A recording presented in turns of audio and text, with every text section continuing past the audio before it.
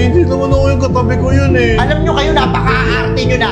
Nung araw na yung teacher namin, kinukulong pa kami doon sa mitagwa ng walis. Kayo ang aarte nyo, binato lang kayo ng eraser sa mukha. Tapos pinaiskwat lang kayo. Napaka-aarte nyo na. Dati, okay lang naman sa'yo. Kahit may sumampal pa nga sa akin na teacher dati. Wala akong pakialam. Hindi ko sila sinusumbong sa magulang ko.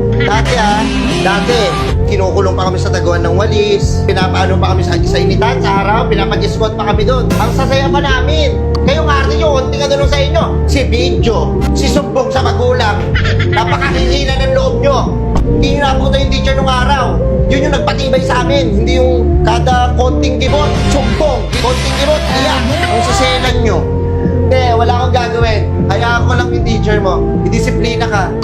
Sila ang pangalawa nyo magulang. Pag didisiplina lang yun ng teacher nyo sa inyo, dahil kayo siguro mga makukulit kayo doon sa room. Mga arte nyo.